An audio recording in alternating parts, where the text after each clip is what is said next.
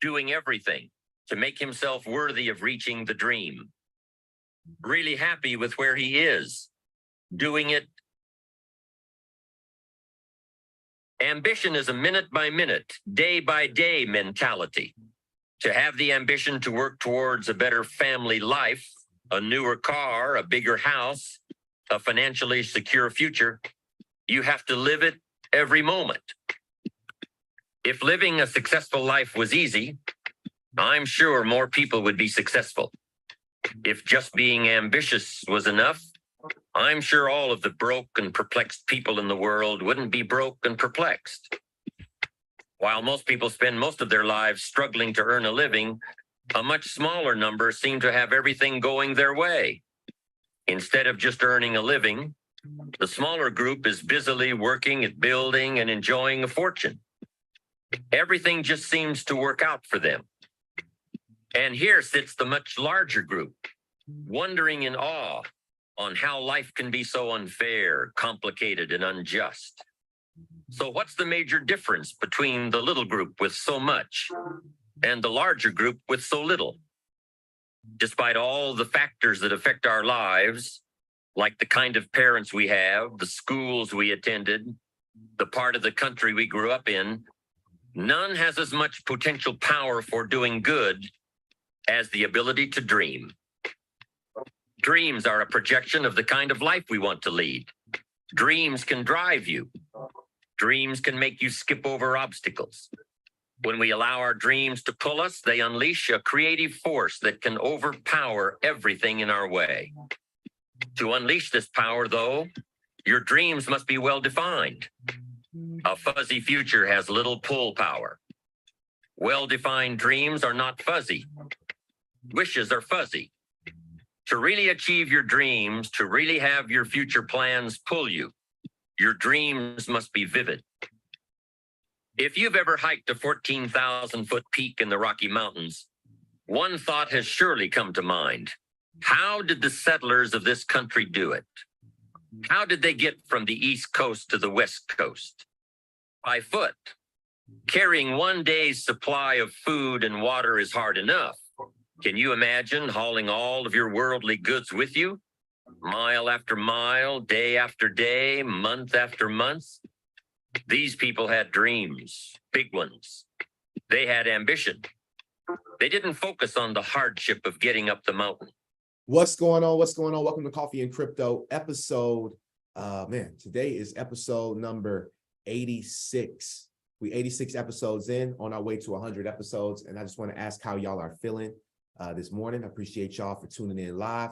All of the committed Coffee and Crypto viewers, and for the new people, welcome to the call. We're going to have a couple people that'll probably be hopping on as we're getting started. I'm going to continue to listen to this personal development as I'm just finishing sending out some last messages, some last reminders, things like that. But with that being said, enjoy the personal development, and we will be right back to start this show. Today's call is definitely going to be one of those, so you want to make sure you have a pen and paper, at least an open mind to this information. Let's get it. In their minds, they were already on the other side. Their bodies just hadn't gotten them there yet. Despite all of their pains and struggles, births and deaths along the way, those who made it to the other side had a single vision: to reach the land of continuous sunshine and extraordinary wealth. You've got to be a dreamer. You've got to see the future finished in advance. You've got to see California while you're climbing 14,000-foot peaks. You've got to see the finish line while you're running the race. You've got to hear the cheers when you're in the middle of a monster project.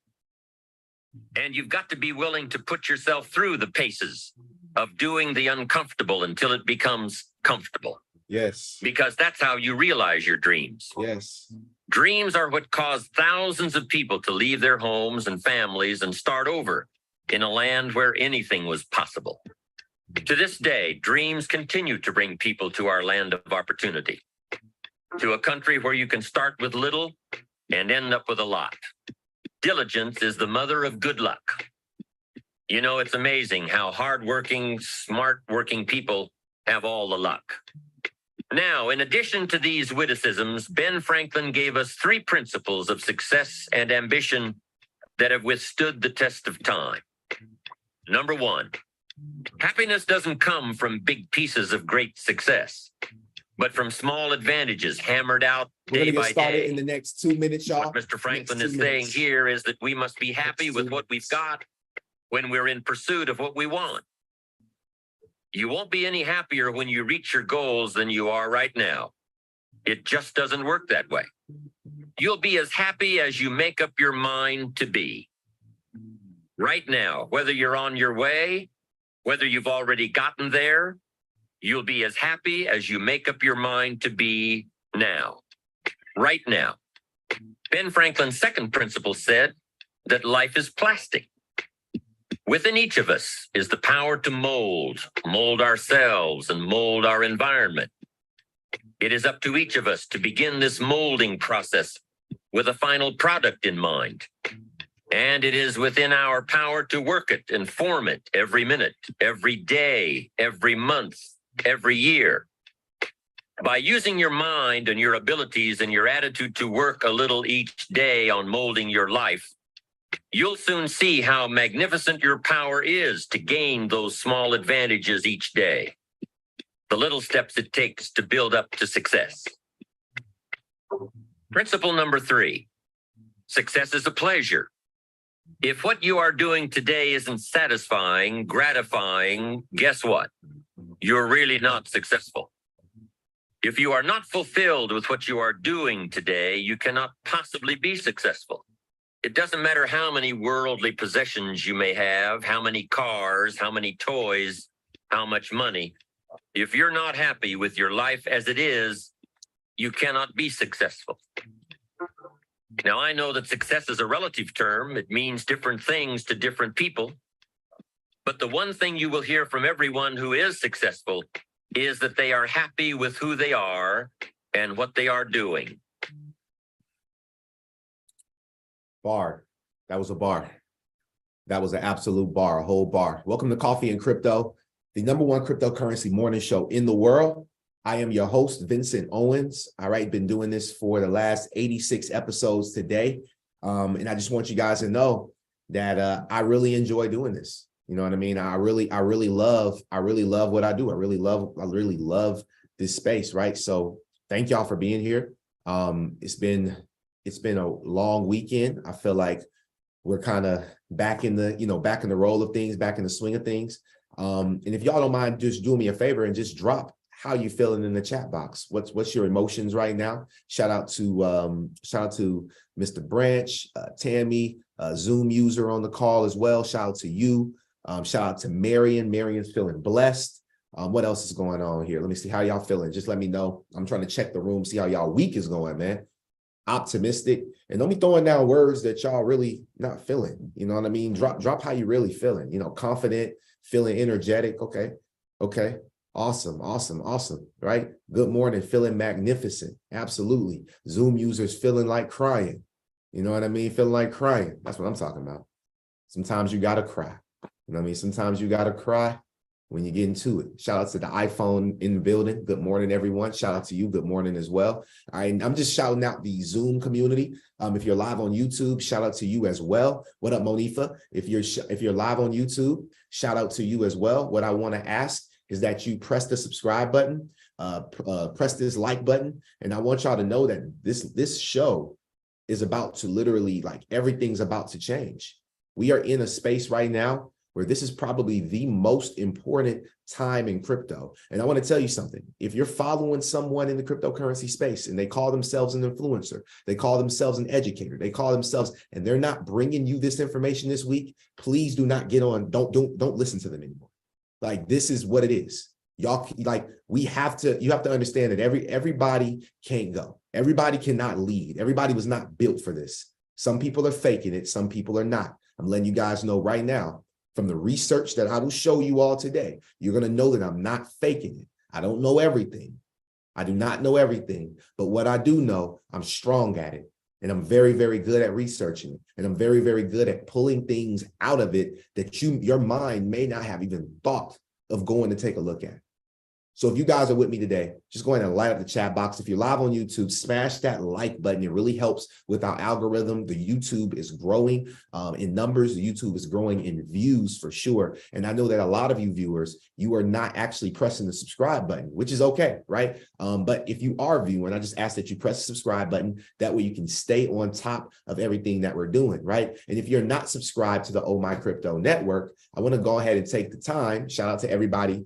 Shout out to Billy. Shout out to Darren. Shout out to my mom. Shout out to everybody over on YouTube right now. And, the other people that are live viewing with us. And if you're watching this later on, I had to actually, Ms. Zuli helped me come to a realization yesterday, and it really helped me, right? You got to understand, people are still working a 9 to 5, and a 10 a.m. call is hard, right? If you're still working a job, a 10 a.m. call is tough. It's tough to make, guys. All right. So I applaud you all that rewatch this. I applaud you all that take the time to even get on this at 10 a.m.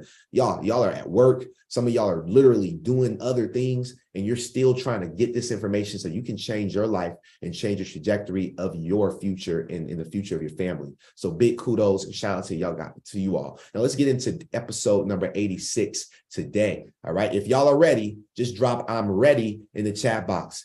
All right, I'm ready. I want y'all to drop it in the SpongeBob voice. I'm ready. I'm ready. That's how SpongeBob said, I'm ready. Right?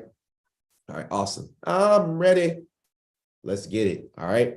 So let's dive into this bullish content on today, family. All right. So let me get over to our Brave browser. All right. If you guys are not using the Brave browser, I'd recommend that you learn about the Brave browser. It is a Web3 based browser. It's the only browser I use. It's the browser that stops. It's decentralized. So your data is not bought by Google and Amazon and all these. So I don't have targeted ads on my Brave browser. If you're not utilizing Brave browser, guys, I need you all to start leveraging and looking at these things. The beautiful thing about Brave browser is you can connect your Brave browser to your Uphold, right? And then when you connect that to the Uphold, as you're surfing the internet and more websites are becoming Web3 based, you get paid out in what's called BAT token, BAT, which is basic attention token, right? So imagine, instead of using Internet Explorer or Chrome or Firefox or Safari, you can use Brave browser and you can actually get paid crypto, right? Where do they do that at? They don't do that on Safari. You don't get paid, right? You don't get paid for going out there and supporting their website. Guys, we got to really change our minds into a more Web3 decentralized way of thinking and leveraging everything. Instagram's paying me. I'm getting it to the point where YouTube will pay me. I'm getting it to the point where TikTok's going to pay me. I'm getting it to the point where anybody's going to pay me. I don't care. This is what's about to happen. Multiple streams of income from leveraging the information that you know. Okay. Now, let's dive into today's episode. So the first video I want to show you all is from JV the Great. I was just talking to him on IG, on Twitter, and I was trying to figure out if I was trying to figure out, man, bro, who do you support? You know what I mean? So he told me he's he's with Ripple. He just keeps it real. He keeps things real. So I like that about him. Okay, so I want to show you guys something from his page. It says Gary doesn't give a damn about Brad or Ripple. So this was a interview that was just done, I believe on March 3rd or the 2nd, and it was dropped. And I saved it for you all because I wanted you all to kind of see the attitude that Gary Gensler, who is the chair, of the SEC, right? He's the head of the SEC, right? Somebody's going to drop it in the chat box, but you guys see it, but I can't think of the word. Anyway, he's the head of the SEC, okay? Securities Exchange Commission, okay? Now, pay attention to what he's saying. The chairman, I was right, the chairman of the SEC, perfect. Let's get it. What one particular builder in the ecosystem, the Ripple founder, had to say a little bit earlier, if you could just take a listen.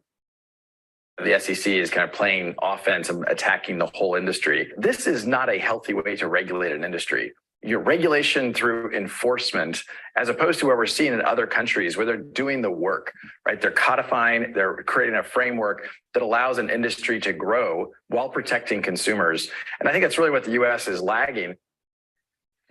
Now, check against that. I'm pretty sure you might say, well, look, a founder in that sort of business might be saying this, but what? Now, I want y'all to realize something, okay? This is the news. You see how they cut off the rest of his interview, right? The news is always going to show you. The same as Coffee and Crypto, right? It's a news network. It's going to show you what it wants you to see. So what you have to do, right? You have to go back and research it and find this interview and watch the whole thing, because you don't want to just take their word for granted, just for what it is, right? You really want to go make sure, because this is your money on the line. This is your livelihood on the line. This is your future. That's why I told you all this year, crypto, when people ask me, what is crypto? It's your money, it's your freedom, and it's your future. You either take advantage of it or you don't. Let's keep listening.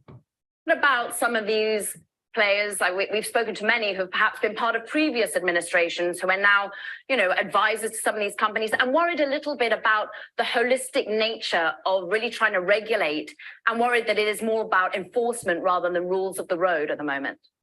Caroline, there's nothing incompatible crypto and our securities laws. Our securities laws were brought about to protect the investing public against fraud and schemes and manipulation. And it was through this idea of full, fair, and truthful disclosure, registering with the SEC when you're raising money from the public and the public's anticipating a profit. It's pretty straightforward, actually common sense approach to helping the public in investing. So this broad field, we have one goal at the SEC, is for them to come into compliance, whether it's the tokens, that's basically people raising money or offering these tokens. And it's also what I'll call the storefronts, but they can call themselves crypto exchanges or lending or staking as a service or other intermediaries, to come into compliance and ensure that they don't mislead the public, but also that they don't commingle the funds, they don't take the public's funds and do things we just don't allow in our financial markets. We don't allow the New York Stock Exchange to also play with the customers' funds and make markets, run a hedge fund, run a dealer, be in the clearing business. Dude, all right. So I don't even want to hear no more of him. So number one, all right, check this out. They are able to do the reason why the stock market doesn't have all this going on is because there's clear regulation. You know what I mean? There's some type of regulatory framework. We do not have that. We're lacking that for crypto. We're lacking that for cannabis. And that's why people keep going to jail for weed. That's why people keep going bankrupt within crypto. It's because there's no clear guidelines, because they don't know how to make their money on the back end. And that's what's the most important to them, is making their money and making sure that their pockets get fat. It's our time now. It's our time to get our pockets fat. All right. Now, let's continue to push forward. Utah firm accused of fraudulent mining scheme is SEC against crypto mining. Guys, the SEC, you heard what he said. They're piping down on anything walking, right? They don't care. No, they are ruthless. They know that Gary Gensler knows that his time is extremely limited. It's 10:17 right now. Shout out to my angel number. Okay. He knows that his time is extremely limited. All right. And he has to take down as many players as he possibly can. Right now, he's going after a Bitcoin mining firm out in Utah. Okay. So now what is this going to do? If crypto mining is considered a security contract under the Howey test, if they're able to successfully make this happen, that means that the progression of Bitcoin will slow in the United States. We will not see Bitcoin mining facilities being ran in the US. What does that mean? We push them offshores. The last thing we want is for all of these companies to be pushed offshores and to go do business and to set up other places. We need this, right? So the Green United company promised investors an increase in the value of the mined green tokens and a 50% return in profit per month if they invest in it. Per the SEC complaint, Green United did not mine any green tokens with the hardware sold, as the token was Ethereum based and could not be mined. The SEC claimed the green blockchain never even existed, and the green token was created several months after the firm made it its first hardware sales to investors. I need you all to understand that this is what happens when there's no clear regulation. This is what happens when there's a wild, wild west and you let people just set up shop everywhere. Now you treat them like the cannabis industry. And what do they do in Cali? What are they doing in New York right now? There's no clear regulation in New York for cannabis. And what are they doing? They're literally going and they're busting all these smoke shops. They're busting all, and they're taking them into jail. They're locking them up. They're fining them. It's the same thing. It's the same exact type of thing. So this is what happens when you're dealing with an industry that is the wild, wild west. But we shall prevail, right? Let's continue to push forward. So Meta Lawman, okay, on Twitter, okay, he says that shocking new case filed by the SEC. The SEC just filed a case alleging that selling crypto mining equipment and offering hosting services for the equipment constitutes an investment contract under Howey. If you guys know the Howey test, the Howey back in, I believe it was the 50s or the 40s or maybe the 60s, I don't know the exact year, but when they first established this Howey test to conduct what's a security, this was about orange groves. So Howey was selling orange grove, splits of different orange groves, right? He was basically crowdfunding orange groves. And so they said that that was a security, that was considered an investment contract, which makes it a security. Okay, just a little history. So the case was filed in federal court in Utah. Some of the mining machines at issue are Bitcoin ant miners. To my knowledge, the SEC has never issued guidance, formally or informally, that even hinted that selling Bitcoin mining equipment could be an unregistered securities offering, which is kind of weird. Many public companies doing business in the US today are selling mining equipment and offering hosting services right now. And they have been in this business for years with no apparent complaint from the SEC. The SEC's attempt to extend its jurisdiction to sales of mining equipment with no prior warning is just the latest in a growing line of causes where the SEC is attempting to stretch beyond its statutory authority. The overreach is accelerating. Congress needs to act.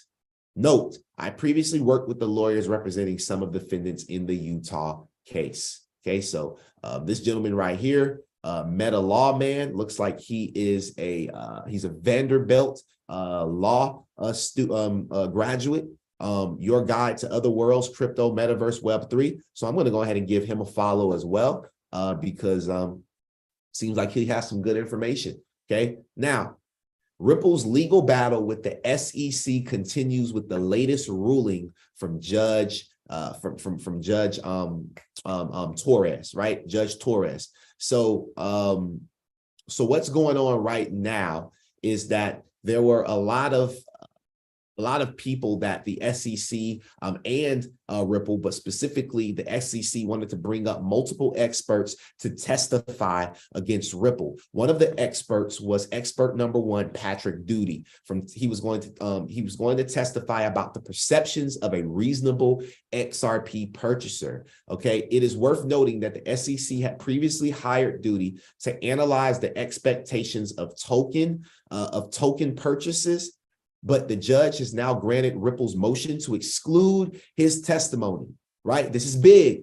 The exclusion of Doody's testimony has implications for the SEC's case, as the agency has to prove that investors had a reasonable expectation of profits from Ripple's efforts. Without Doody's testimony, it is unclear how the SEC will prove reasonable reliance. This is a big, big, big win for Ripple, because now in order for it to be considered for XRP to be considered a security, they have to prove that Ripple was making this a thing for its customers and for the general public that were investing into it, basically promising them that XRP would go up in price. But we all know that Ripple is a company that's getting IPO'd very, very soon. Once this lawsuit is over, we know that they will be IPO'd, and you can get pre-IPO pre-IPO on Link 2, right? From my understanding, and you can go research that for yourself. I'm not affiliated with Link 2 at all. Okay, I think it's pretty cool that you can go and buy this asset pre-IPO, right? Before it hits the stock market. That's huge, right? Huge information. So let's continue to push forward because we do have quite a plethora of information. Okay, John Deaton says that the ruling in the SEC versus Ripple lawsuit could come as early as tonight. This was written yesterday. He dropped this tweet and he said, I seriously, this guy, Dr. Giggle said, thanks, Dr. Thanks, John Deaton. Does this give any suggestion or hint on the remaining timing till SJ, which is a summary judgment? He says, I seriously doubt we see a significant delay from here. Could be tonight, which was last night, or in a couple of weeks. If you have not gotten your bags packed with XRP properly, you might want to go and get it popping. Okay. Now, how many people, all right, and I want to know this real quick. How many of you all really, like, you know what Bitcoin is? But how many of you all really would, like, you guys still don't know what Bitcoin is 100%? Let me know. Let me know. Let me know. How many people really, like, 100% may not understand Bitcoin, distributed ledger technology? Like, it's a lot. If you understand Bitcoin, if I don't have no sevens, I'm not even going to play the video. I'm gonna call on somebody and I'm going to tell you to come up here and explain it to us. All right, real quick, because we got a lot of experts on the phone, on the line. Okay, I'm gonna drop my 7 because I really didn't know. Like, I didn't know it was this deep. So, like, you know what I mean? If you know, I'm gonna go ahead and bring you up. All right, but I'm gonna play this video really quick. I'm gonna play this video real quick for you guys. For the people that may not know and maybe a little shy to drop a 7. Okay, now this was a 8-minute clip from a class that was done at Stanford University. Okay, and so the lady who this is, her name is Susan. Susan Athey. Okay, how many people know who Susan Athey is? Does anybody know who Susan is? Anybody know who Susan Athey is? I'm gonna break it down so you'll know who she is once we're done. But Susan Athey is on the board of Ripple now. Okay, if we go here, I'm gonna show you guys this. Okay, meet our leaders. You got Brad Garlinghouse, you got David Schwartz, you got Monica Long, Christina Campbell. But if we scroll down to the board of directors, you have Chris Larson, who's the executive chairman, and you have the very first board member, which is this powerful woman, Susan Athey. I'm going to play this video. It's 8 minutes, and she's going to break down Bitcoin and truthfully, why it's not the solution for the future. It is a solution, but it does not have that utility that XRP has. Check this out, family. See everyone here today, and I'm delighted to talk to you about the economics of virtual currency and Bitcoin. And this topic has been just an incredibly fun and exciting topic to research and learn about. It's emerged in the public imagination over the last 2 or 3 years as a key piece of technology that might really change the way finance works for consumers, for people in developing countries, and for the way that financial institutions actually conduct their business. So one of the things that's challenging about this technology is that there's so many details about it, about how it works. And just like in the early days of the internet, if you went to a conference about the internet, you would hear people talking about protocols and SMTP and FTP and how we get packets around. All right, okay. A lot of people, y'all are not, I'm going to break this down the best I can after this. There's a lot of big terms. If you have not read The Secrets of Crypto and Money, my very first book, a lot of these terms are in that book. I broke it down, okay? You guys should have been following me for the last 1.5 to 2 years since I wrote the book. That was the purpose of this podcast, okay? If you're new to this podcast, it's going to take a little catching up, but don't go anywhere. You need to hear this information, and you really got to listen to what she's saying, okay? Because this is the next layer of the internet. Listen. In developing countries, and for the way that financial institutions actually conduct their business. So one of the things that's challenging about this technology is that there's so many details about it, about how it works. And just like in the early days of the internet, if you went to a conference about the internet, you would hear people talking about protocols and SMTP and FTP and how we get packets around. And really none of the things that you would talk about in that kind of a technical environment would really be important for knowing whether you should start Amazon.com or eBay, or whether you should invent PayPal, or whether pets.com would succeed or fail. And so similarly for Bitcoin, a lot of the details of how the technology works can really be separated from what the technology is and what it does. And so what I want to talk about today is really what this technology is and what kinds of things it can empower. And then we can all sort of use our collective imaginations to think about where it's going to go. And just like having this conversation in 1993 or 1994, we could have very informed guesses based on economics and needs and shipping costs and warehouse costs and logistics and communication needs. We could make some very interesting predictions. Probably none of us would have realized how exciting YouTube or Twitter or all these other things that people figured out to do later would be. And so in a similar way, we're not going to be able to fully forecast the best uses of this new technology. So at its really fundamental level, Bitcoin is something quite simple. It's a spreadsheet. It's a big spreadsheet. Now you might think, well, wait, Lotus 123 was invented in around the 1980s. So what's new here? And in fact, really to think about the history of spreadsheets, we need to go back before they were called spreadsheets. They were actually called ledgers. And so in the beginning of commerce, in primitive economies, you might have learned in some class that people bartered, an apple for an orange, or, a dead deer for, a hunting knife. But in fact, that is really not how commerce emerged for the most part. Even in fairly primitive societies use ledgers going way, way back in time.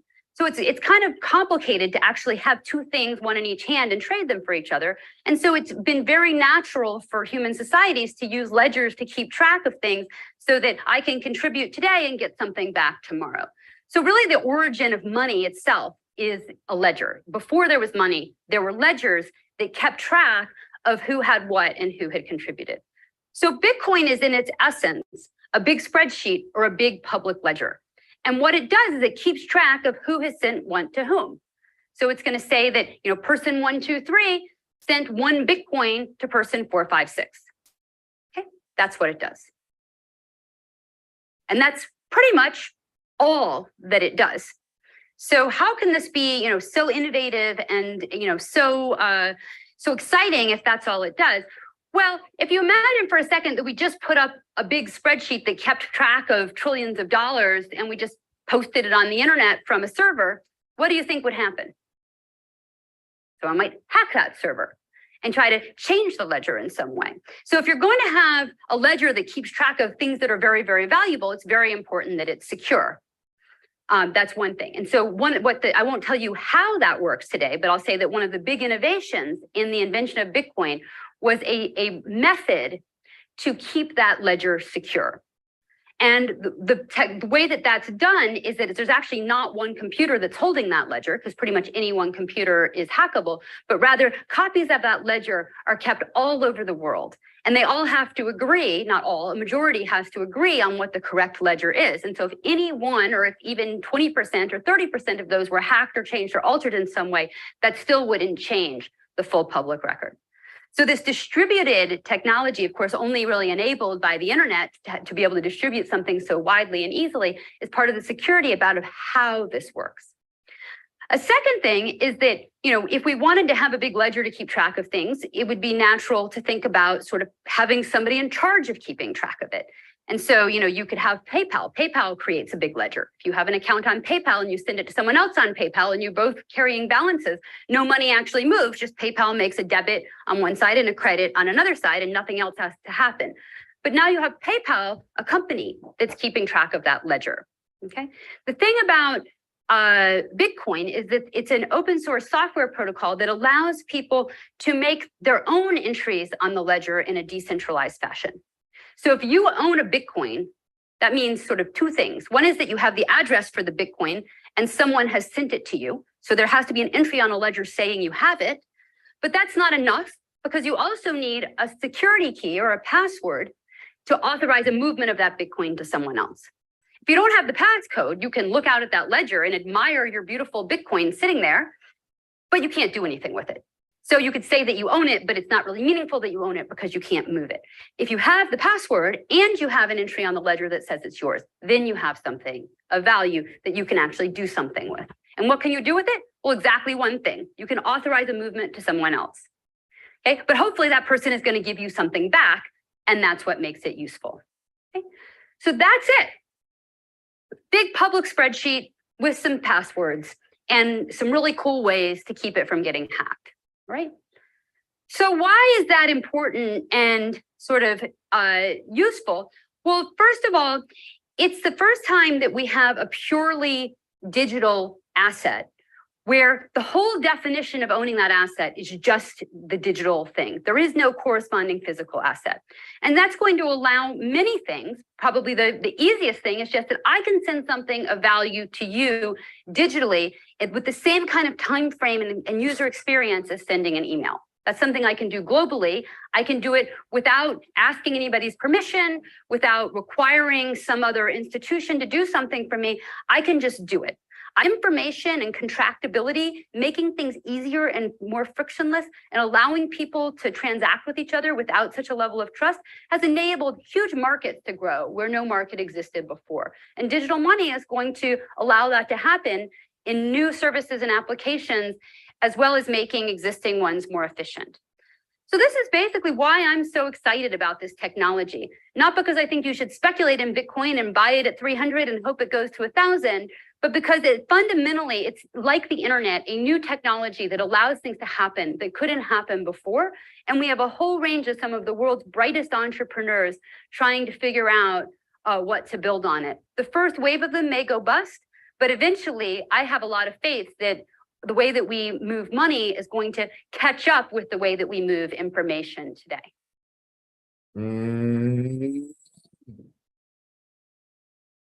Yo, she said the first wave of them may go bust, right? We're seeing that boom and bust happening right now. This was years ago. We're seeing that boom and bust cycle happen right here, right now, live in real time. Guys, live and direct, full in effect. And you know we get into that check because we got the crypto. They got to put some respect on our names. Let's get it. Let's get to it, right? Something else that she got me excited was these last few words right here. Some of the world's brightest entrepreneurs trying to figure out what to build on it. The first wave of them may go bust, but eventually I have a lot of faith that the way that we move money is going to catch up with the way that we move information. Ooh, music to my ears. The way we move money is going to catch up to the way we move information. Listen, all right, I told you guys before, blockchain, crypto, distributed ledger technology, this is to the banks, okay? This technology is to the banks what email was to our communication, what text messaging was to our communication. Come on, y'all. Shout out to Michael on the call. Let's go. Come on, y'all. Right? Shout out to Michael. That's my dog right there. Michael be plugged in, man. She definitely be plugged in. Shout out to Elvis on the call. The big homie. Let's get it. All right. We got new people. I don't know who Savages is, but shout out to the Savage on the call too. We got Savage's iPhone in the building. Let's go. We got 21 Savages in the building. You know what I mean? Even 21 trying to learn. It's a movie. All right, let's get it. All right, let's keep going. All right, let's keep going. Now, got a few more, got some more to show y'all. Okay, so I showed y'all that this lady that just talked is on the board member for Ripple. She's not the board member for Bitcoin. She's a board member for Ripple. She's is a professor of economics at Stanford Graduate School. I ain't gonna lie to y'all, man. I might go back to school and grab one of these degrees, man. I'm liking what I see. I got an MSPH. I got a Master's of Science in Public Health. Like, I gotta get me a business degree. Like, I ain't gonna lie to y'all. What up, Tank? Big Tank. What up, Tank? Shout out to Tank, man. Shout out to Tank. Look at that. Hey, look, y'all. Y'all see what they just dropped inside the group chat? Look at that. XRP to the moon. Let's go. I'm in the buy too. I just checked it. I ain't gonna lie. While she was talking, I was getting to the money, and we are in profits. Hey, if you're inside my Discord group and you're in profits right now, just drop a blue emoji in the chat box. Blue seasons. Shout out to the blue. Shout out to Monifa. Shout out to Monifa. If you in blues right now, just go ahead and drop a blue season in the chat box. All right, let's get to it. Now, look, I can't even sit still. I'm making money while I'm on the call. Woo! I'm a paid speaker now. You know what I mean? Like when you learn how to trade, you turn yourself into a paid speaker before the paycheck comes from everything else. You know what I mean? Let's get it. So November 15th, 2022, Ripple expands on-demand liquidity to nearly 40 payout markets, adds machine learning capabilities. I'm about to break this down for y'all today. Y'all are in for a treat. I promise you. Check this out. The leader in enterprise blockchain and crypto solutions announced on-demand liquidity customer momentum globally in new regions: Africa, Argentina, Belgium, and Israel. I want y'all to pay attention to Israel, okay? We are about to see a huge shift happen right now. This is the biggest news in crypto, okay? I told y'all to show up today. This is the biggest news in crypto. Project Icebreaker, breaking new paths in cross-border payments with retail CBDCs. Guys, the BIS, the Bank of International Settlements, has officially made it happen. They've released their first CBDC. And although I'm not a fan, I don't care about CBDCs, we are investing into the technologies that will be implemented into these digital currencies. And we're early to the game. Listen up and listen to the verbiage. Right? Listen to the verbiage of the video and put on your crypto thinking caps right now and go on a journey with me. I'll see y'all in a second.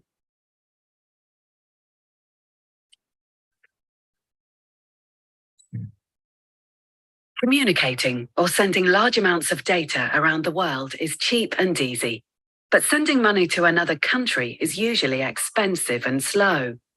The way money travels across the globe relies on many intermediaries, increasing the complexity, time, and cost of transactions. One of the main difficulties is that most payment systems are designed for domestic payments, not for international payments, and often do not communicate with similar systems in another country. The reasons for this vary, for example, due to differences in legislation and technical systems, and different working hours in various countries. The development of central bank digital currencies, CBDCs, and the underlying technologies that can be used could offer a solution. CBDCs used between consumers and merchants are known as retail CBDCs. Retail CBDCs could offer advantages such as faster transactions, more competition in payments, lower risks, and safety in the form of central bank money.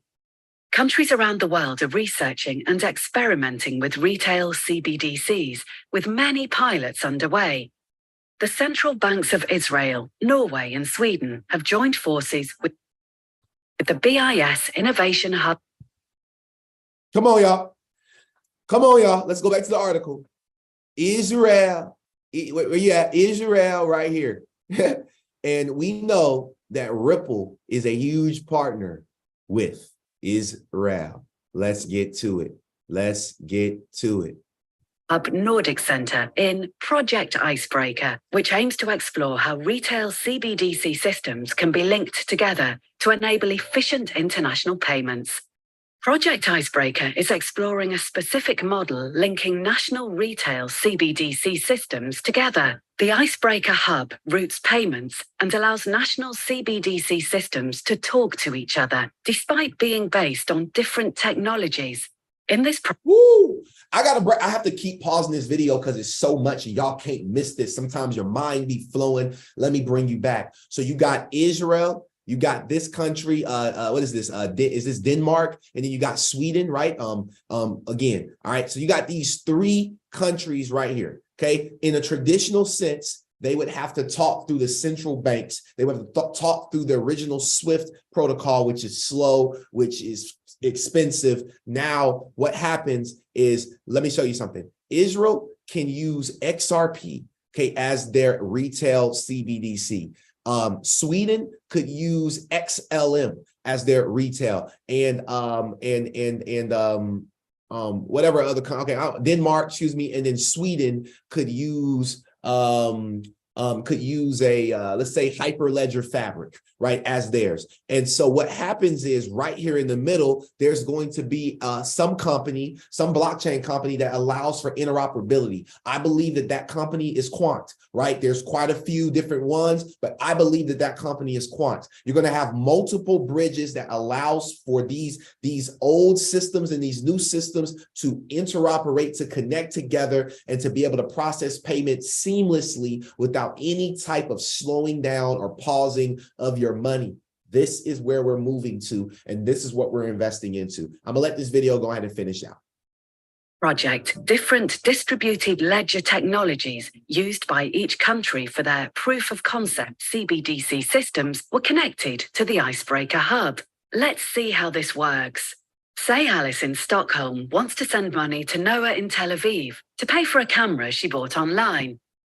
When she enters Noah's payment address and the amount into her mobile app, the Icebreaker Hub helps her find the best available exchange rate. This is calculated from the rates foreign exchange providers submit to the Icebreaker Hub.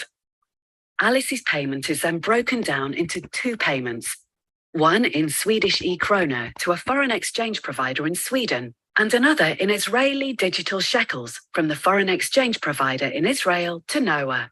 These two payments are coordinated using a form of digital escrow known as a hash time-locked contract, HTLC. The payment from Alice to the foreign exchange provider will only be released if the foreign exchange provider has paid Noah. If no foreign exchange provider can exchange Swedish e-krona for Israeli digital shekels, the Icebreaker Hub will find a bridge currency, for example, Norwegian krona, that can be exchanged for both Swedish e-krona and Israeli digital shekels, and will use that to bridge the gap. Swedish e-krona are exchanged for Norwegian krona, which is in turn exchanged for Israeli digital shekels. The hub will always choose the payment path that is cheapest for the payer. The benefits of the model demonstrated in the project are: it enables cross-border interoperability, allowing systems with different technologies to talk to each other in a standardized way.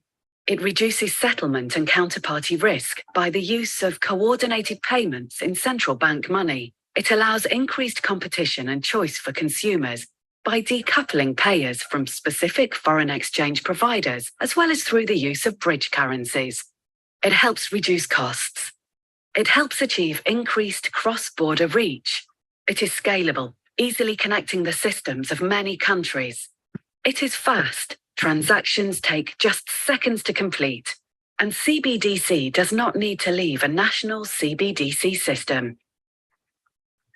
Project Icebreaker has demonstrated that central banks can implement different technologies for their national CBDC systems that meet their needs and enable cross-border payments with minimal requirements.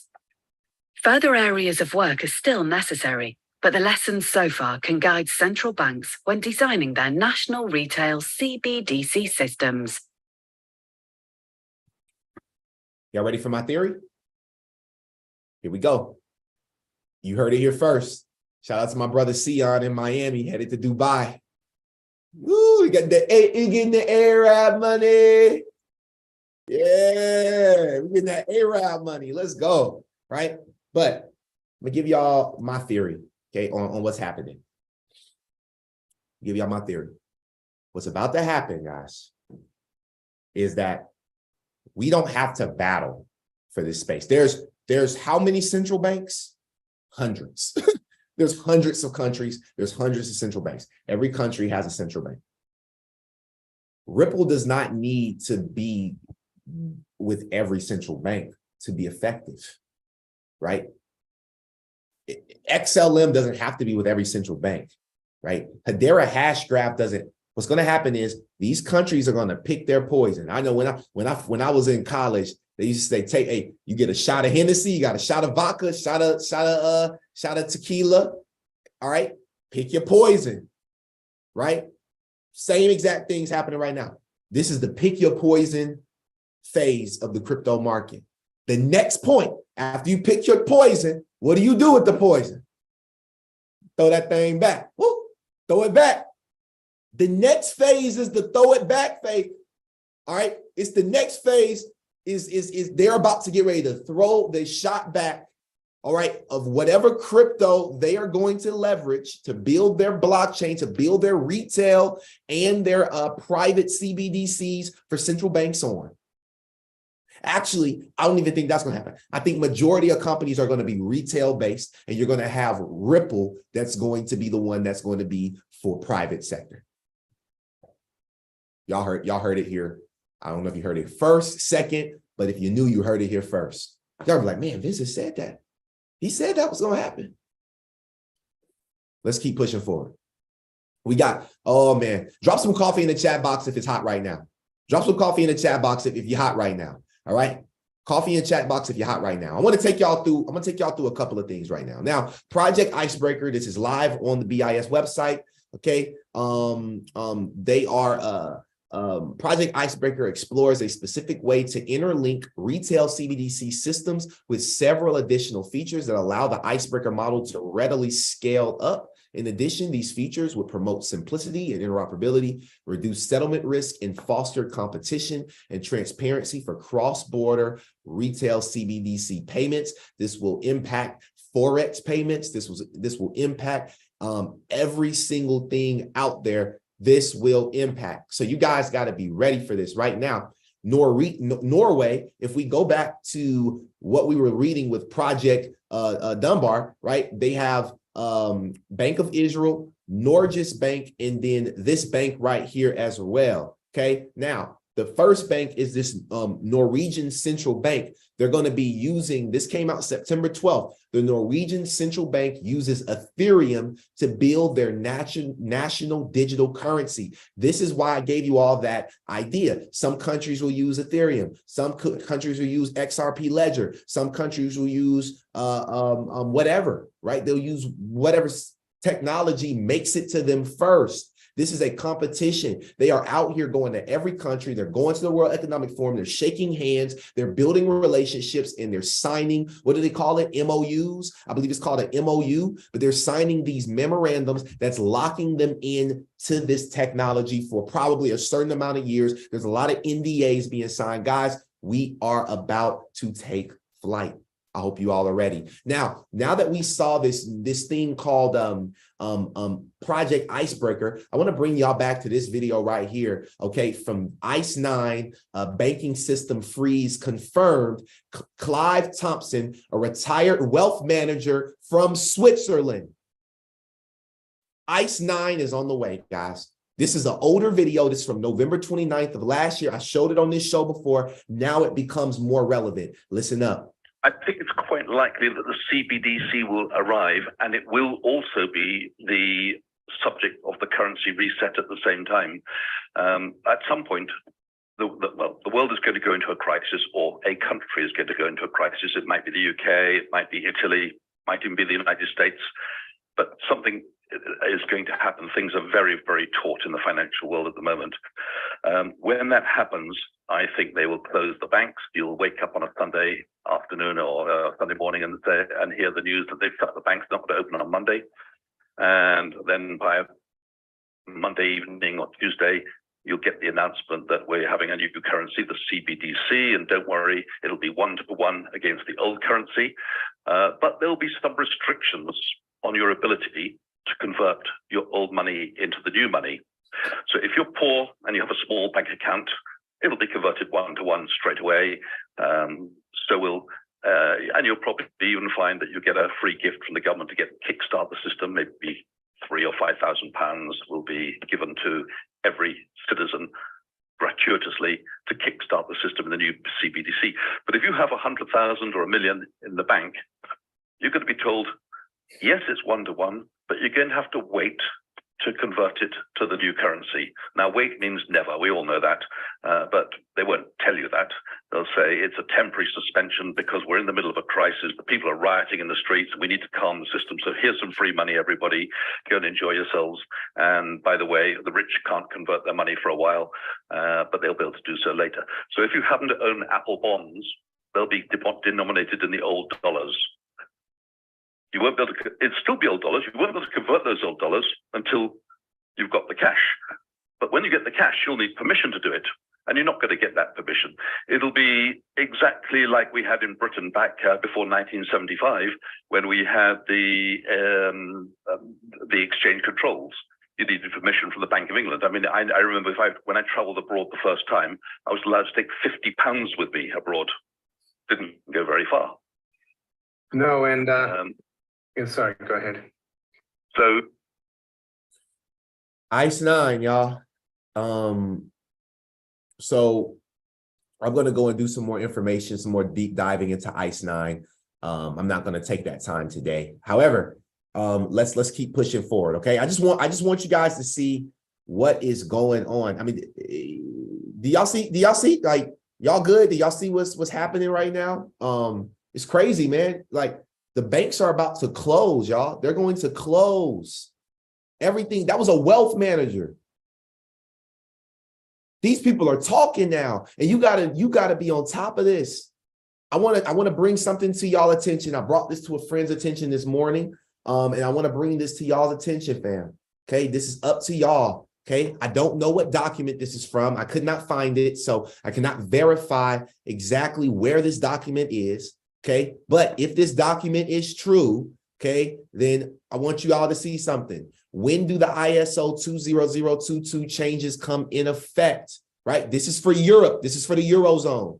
Financial institutions have already begun the transition, right? But they were originally scheduled to complete their process between November of 2022 and 2025. However, I told y'all we had till 2025. It's over with for that.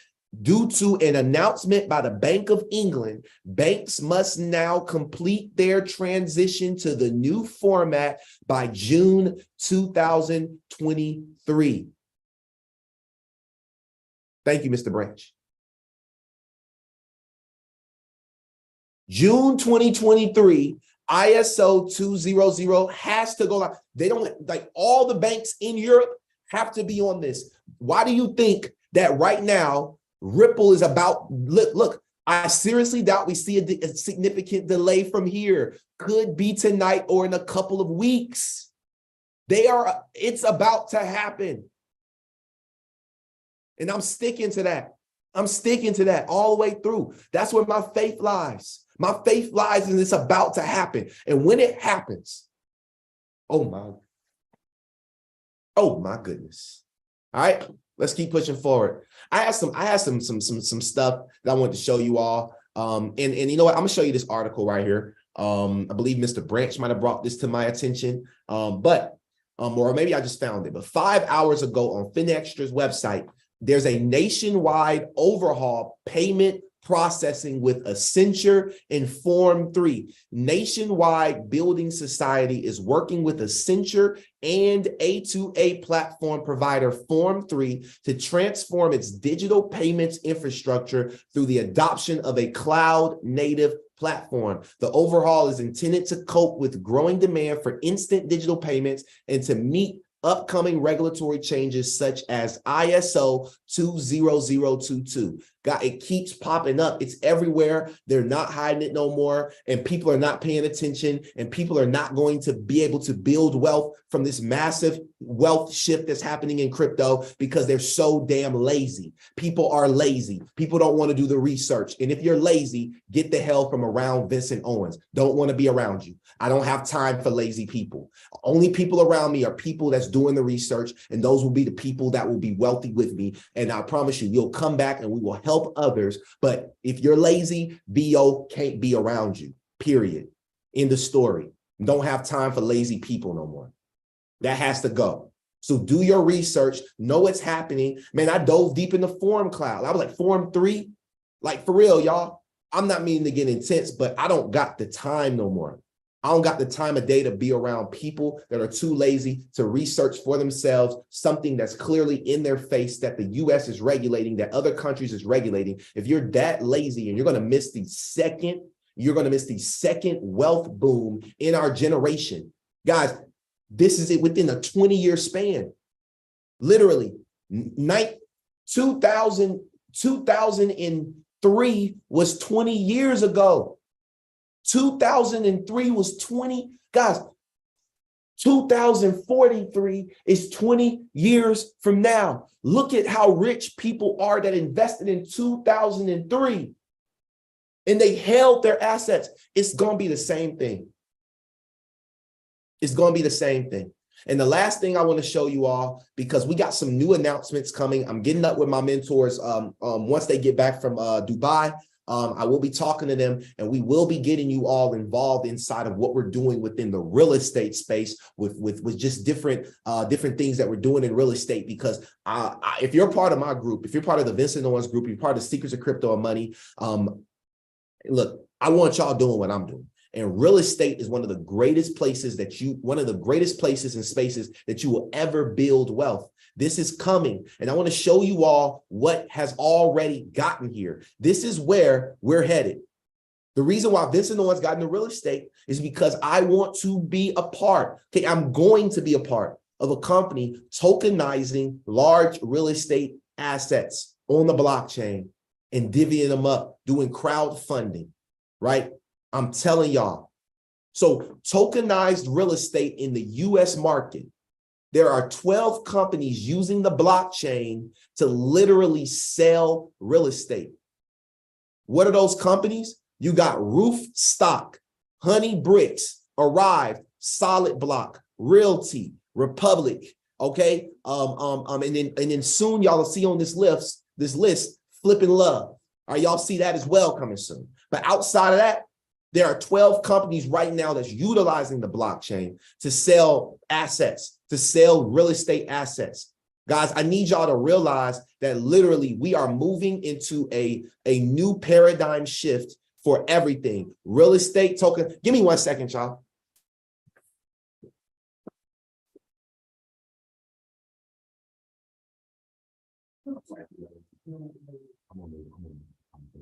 I'm sorry. I'll be back. All right, I'm back, y'all. Sorry about that. So, my bad. Love y'all, man. So appreciate y'all patience and just being here with me. I know we be breaking this down. Propy is, I don't know if Propy is on the list. I couldn't tell you. They're not on the list, but Propy is not they're not, this is different, right? Propy is a real estate company, right? But and they're using blockchain to sell real estate, but it's basically the Zillow of it, right? It's basically the Zillow. Real quick, I'm gonna drop this inside of our Discord, guys. Y'all just go to the Discord and y'all will get it. But basically, benefits of tokenized real estate. Okay, benefits of tokenized real estate. Tokenizing real estate removes geographical and political boundaries, allowing investors worldwide to invest in real estate without traveling or being physically present. Number two, transparency. The blockchain system allows for greater transparency, providing buyers and sellers with a single source of truth that you cannot alter or manipulate. The third thing is cost efficiency. Tokenizing real estate eliminates many costs associated with traditional transactions such as legal fees and paperwork processing. Number four, liquidity. Unlike traditional investments, tokenized real estate can sell quickly and be exchanged on the open market, creating liquidity that was previously unavailable to investors. Number five, fractionalization. Fractionalizing real estate. Tokenized real estate allows buyers to purchase a fraction of a property. You can now buy fractions. Security. The blockchain system is secure and encrypted, providing a layer of protection against fraud and theft. Last thing is automation. You can automate transactions using smart contracts on the blockchain, eliminating the need for lengthy paperwork processes and allowing for near instantaneous settlements. So if you are in real estate, why would you not be interested in tokenizing your assets? This is huge.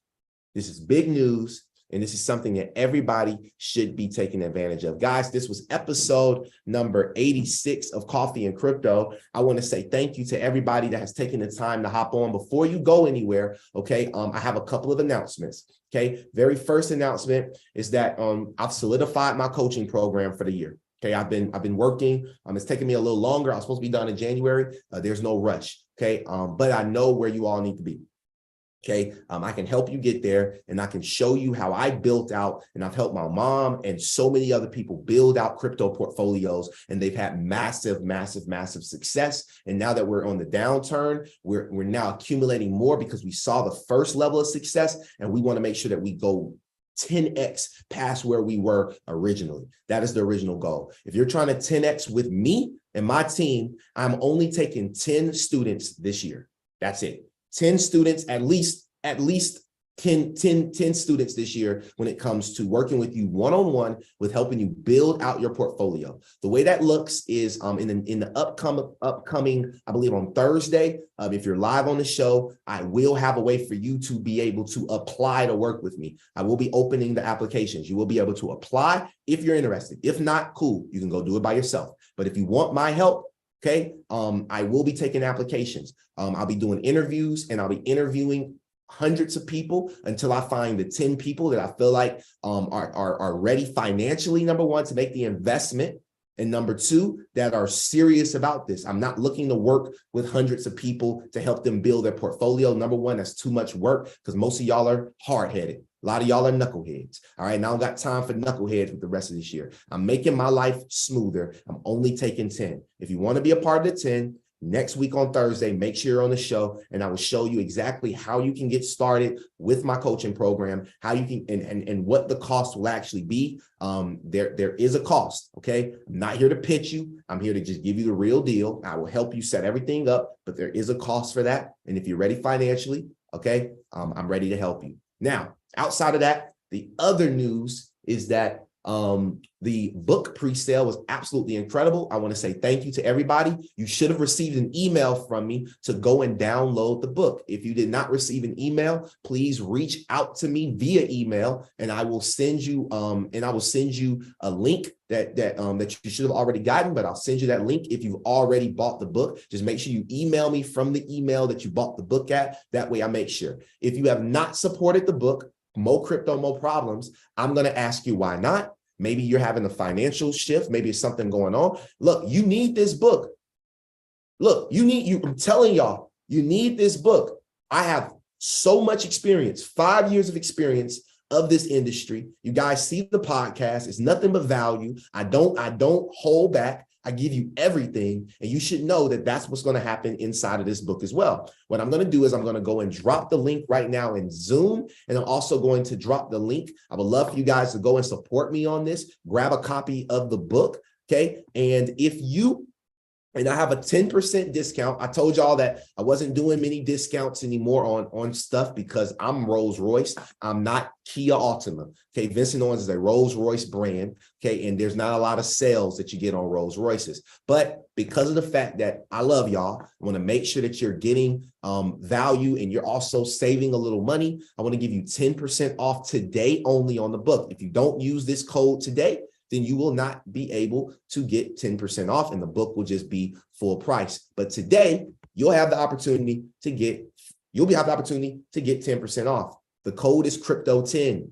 Crypto10, all caps, Crypto10. Go grab your book, 10% off. If not, you'll grab it once the ISBN is on the back and it's on Barnes and Noble's website. Okay, you'll be able to go grab it then. But you can go grab it right now and save yourself 10%.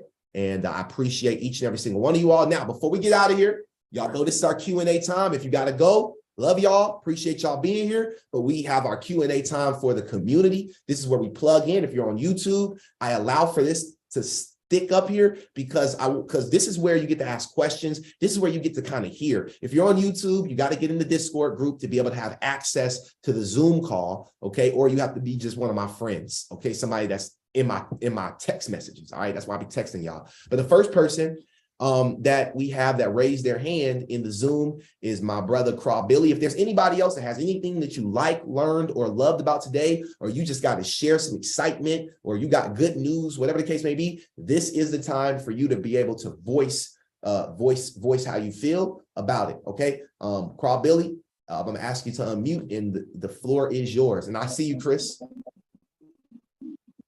Hey, my friend. Hey, Good Billy. morning, everybody. Hey, buddy. Hey, Luke, this is 86th episode. I've been on 85 and slipped through one of them, right? So look, every time I hear, I get more information. But today, you know, he broke it down. It broke it down. And go back and watch the episode. It broke it down. It's an easy understand what is Bitcoin.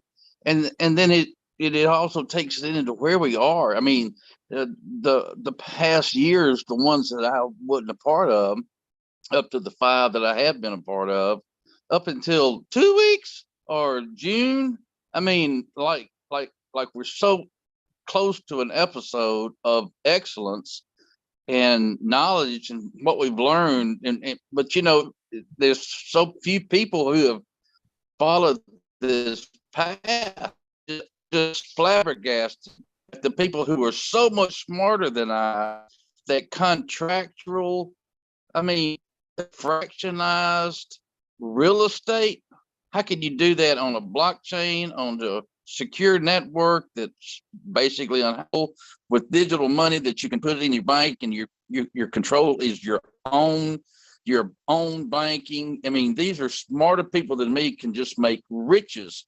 And I'm struggling to figure it out, but I'm figuring it out. You know, it's possible to figure it out. Yes, sir. So you know, with your help and guidance and all that, it's just like it's magic in my hands. I feel very confident. I feel very I almost feel important. You know what I'm saying? I almost feel important because I think I know some things that are important. I wish I could get some more important people to realize it's not a Billy thing. I'm not selling, I'm not preaching, I'm sharing, I'm loving, I'm trying. But man, I'm gonna tell you what, it's, you know, a guy the other day, and I'm gonna finish, he said, look, I was sad that I sold my Bitcoin when I bought it at 30 cents because it was 66 cents, and now it's $8. Now, how long has it been since Bitcoin was $8? Then it went to 70,000. But it's no good to you if you don't know when to take profit, right? And you and to read a chart, and it shows you the map on the chart if you know how to read it, if you know how to understand it, if you know what it is. Thank you. Appreciate you. Appreciate it. Billy dropped a lot of gems. Number one, if you wanna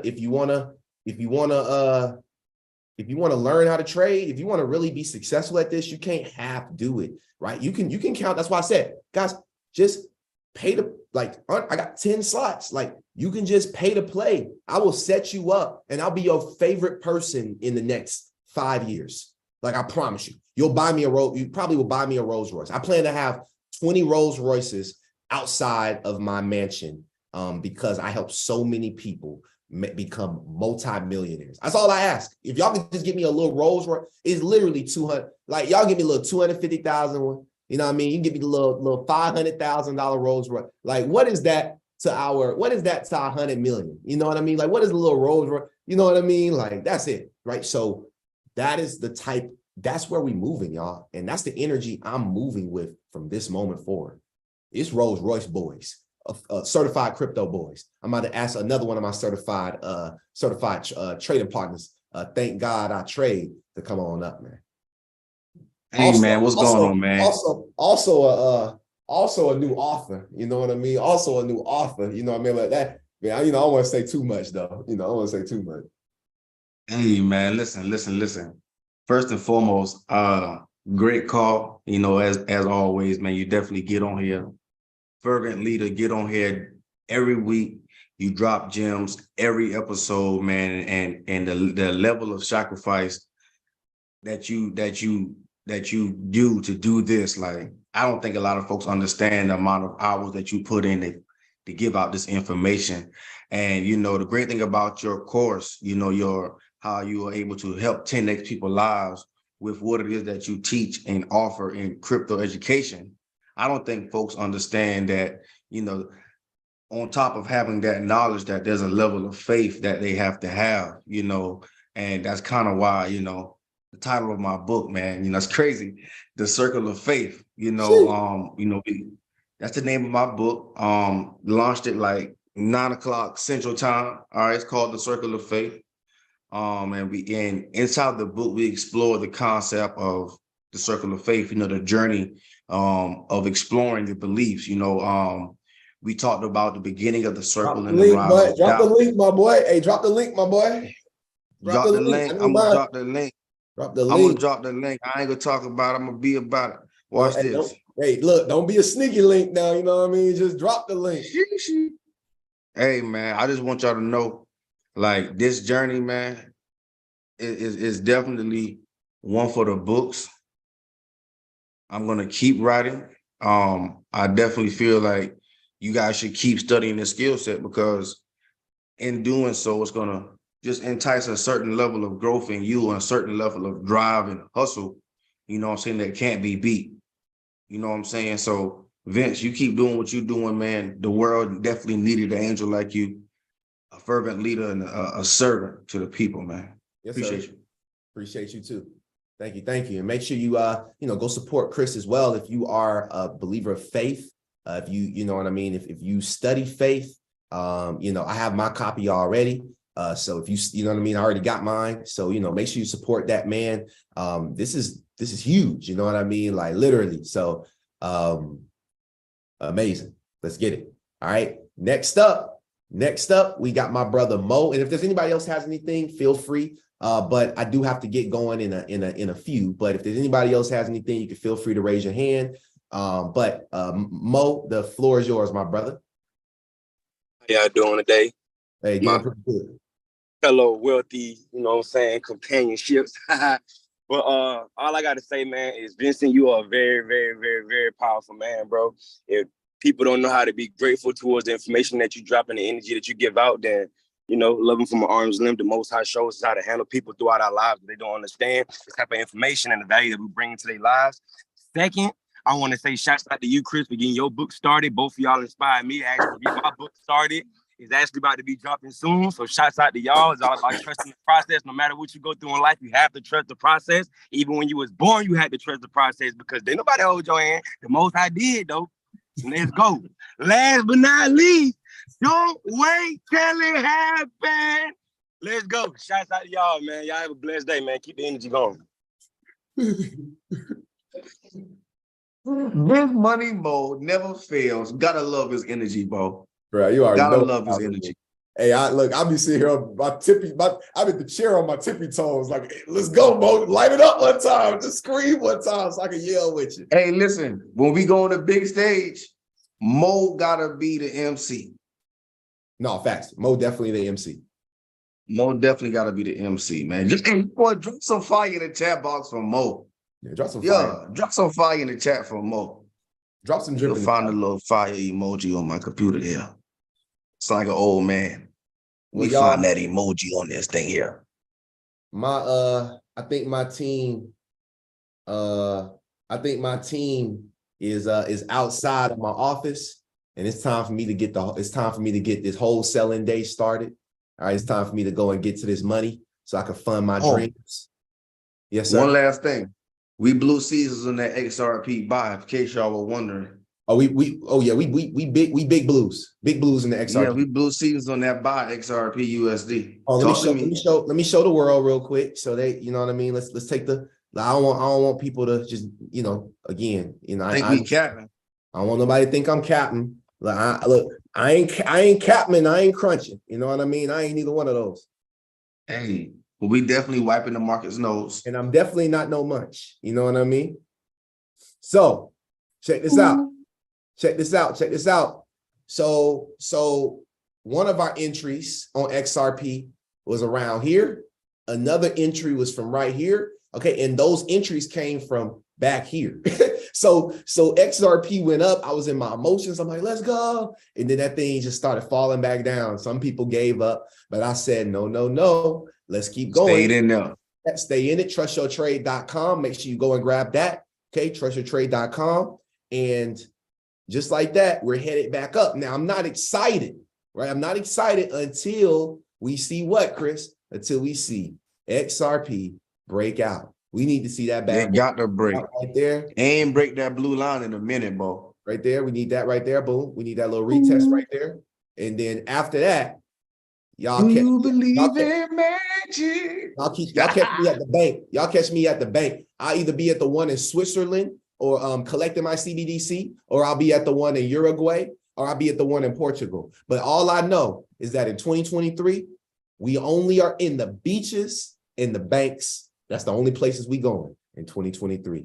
I promise you. So with that being said, this was not the last episode. This was the 86th episode of Coffee and Crypto. And if you have not went and grabbed yourself some XRP by now, this is not financial advice, but this is life advice. You should go and get you some. Have an amazing day, y'all. I'll see y'all on the next episode on Thursday. I appreciate your support.